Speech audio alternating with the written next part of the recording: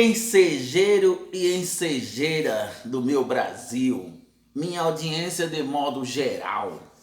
Como prometido, estou aqui para mais uma aula de preparação para o Enseja de 2020 ou seguintes e discutirmos junto assuntos pertinentes às questões que costumam cair na prova do Enseja em base na apostila do INEP. Hoje vamos debruçar sobre o tema a cidade e o campo no Brasil contemporâneo. Você ainda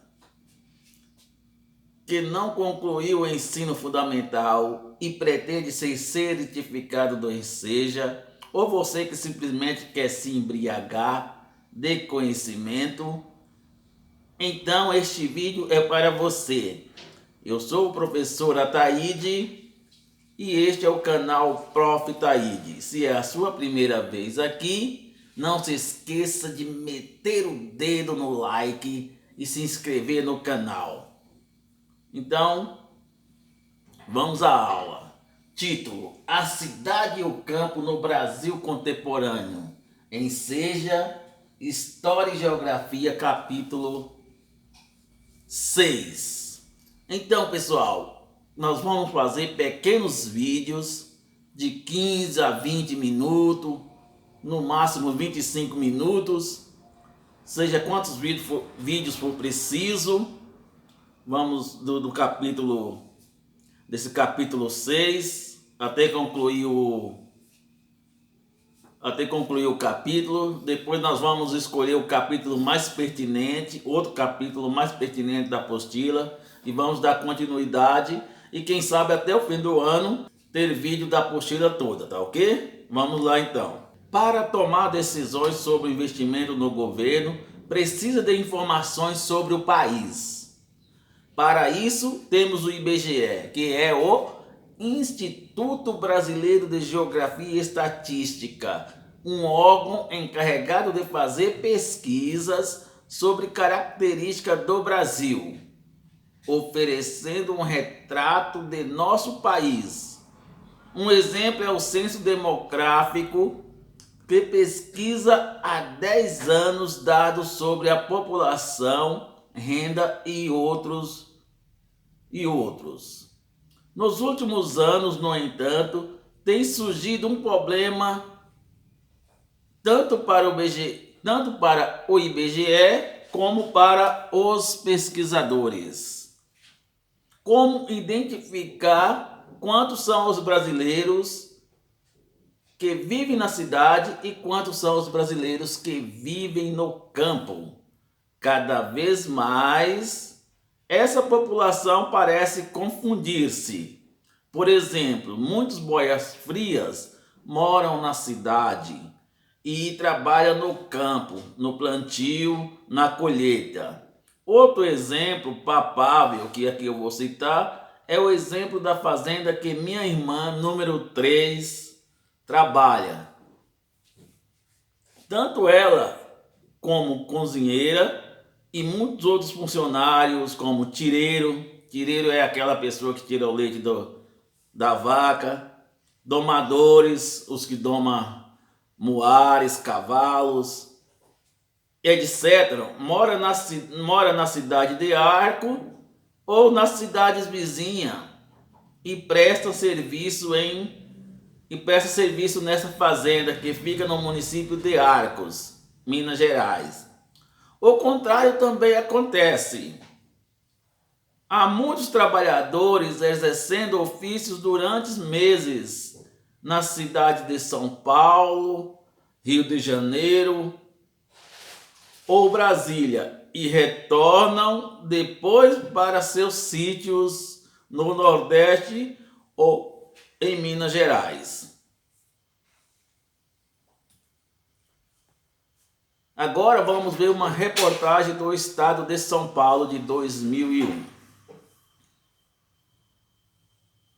Muito movimento medido pelo IBGE é, na verdade, de produtores rurais que vão morar na sede do município, onde usufrui mais do conforto e continua trabalhando na sua terra. É o caso de metade dos agricultores paulistas e goianos.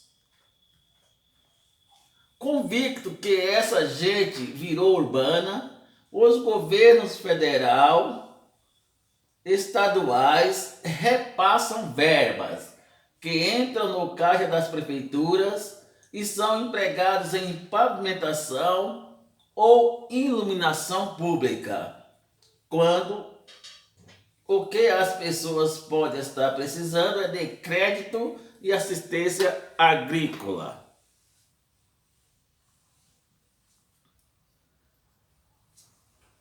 Assim como a gente morando na cidade e trabalhando no campo, a gente morando no campo e trabalhando na cidade. Em Guararema, aqui pertinho da minha cidade, Suzano, estado de São Paulo, algo como 2/3 dos moradores trabalha na capital paulista. Em Valente, no estado da Bahia, inicialmente os produtores apenas cultivavam sisal. Construíram uma batedeira que torna a fibra mais mole e permite vendê-la mais caro. Depois montaram uma fábrica de tapete e carpete de sisal.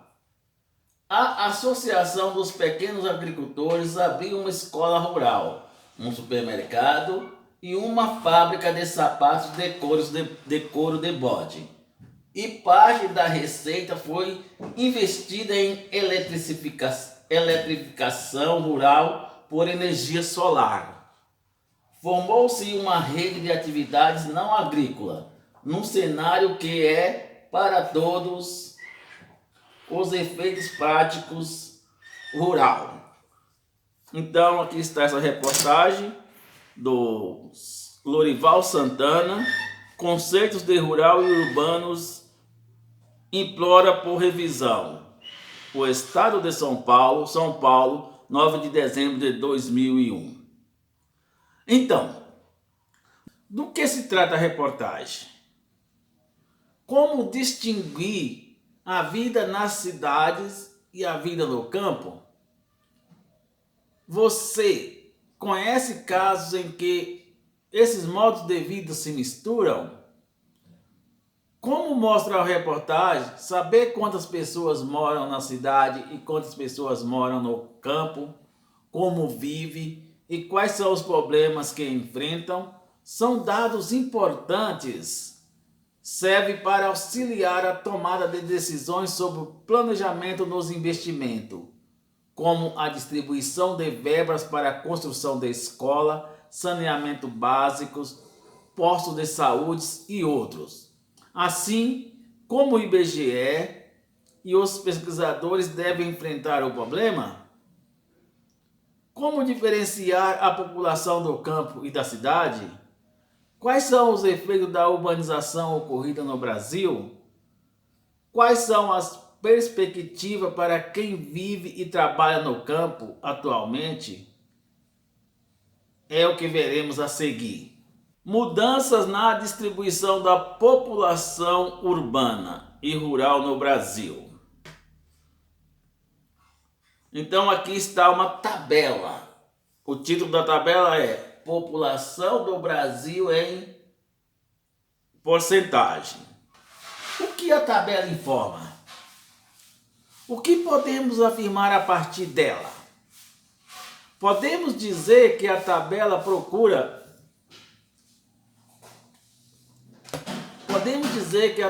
procura caracterizar a população brasileira, distinguindo a população urbana da rural? Pela leitura que nós fizemos, você acha que ao longo dos anos há mais ou menos pessoas vivendo nas cidades? Uma tabela é uma forma de organizar dados e apresentá-los em linhas e colunas. Outra forma também é gráficos, que eu acho mais sucinta e mais fácil o entendimento. Observe com atenção novamente o título. População do Brasil. Ele refere-se ao assunto. Observe as colunas. Nelas há informações que nos ajudam a situar as informações no tempo, anos, e no espaço, no caso, o Brasil. Note que são apresentados os dados da população de 1950 a 2000. Repare se houve ou não crescimento da população brasileira nesse período, população brasileira urbana. Examine a seguir os dados das outras colunas. Elas mostram a distribuição da população em porcentagem. A coluna 2 e a coluna 3. Segundo domicílios urbanos e rural. Compare os dados apresentados nas linhas, de acordo com os anos. Nas colunas, de acordo com os locais de residência. Por fim, toda a tabela está assinalada de uma fonte, que é de onde originam os dados. Esta também tem uma fonte. Não deu para colocar aí no slide, porque poderia comprometer a visualização. Mas a fonte dela é IBGE, dados históricos do censo 1940-1996, sinopse preliminar do censo de 2000. O que os dados da tabela nos mostram? O que podemos concluir? Ela traz dados que são um primeiro passo para diferenciar quantos vivem no campo ou na cidade. Podemos afirmar que o Brasil passou por uma urbanização intensa nas últimas décadas.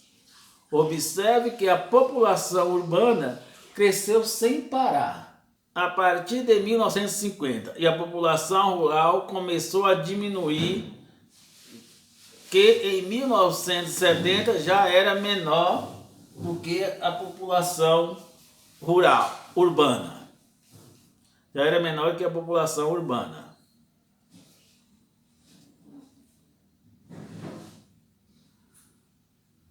Lembra lá daquela aula sobre êxodo rural que tenho aqui no canal? Se você ainda não assistiu, clique aqui no link que está aparecendo acima e confira.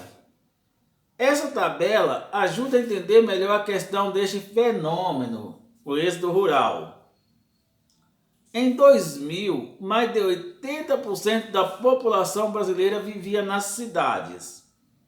É como se de cada 10 pessoas, 8 vivessem em núcleos urbanos. Além de intensa, a urbanização brasileira vem se dando de forma acelerada.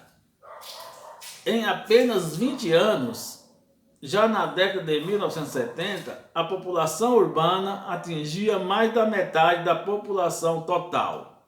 O Brasil passou de um país rural e agrícola a um país urbano industrial nesse período. Então é isso aí, pessoal. Esta é a aula desse capítulo, vídeo aula 1. E vamos fazer quantas aulas for necessário para fazermos o fechamento desse capítulo, para depois pular para o seguinte capítulo ou para o capítulo mais pertinente. Vocês percebem que eu não estou seguindo a ordem, eu estou pegando os assuntos que eu percebo que nas questões são os assuntos mais pertinentes. Pode ser que tenha capítulos que não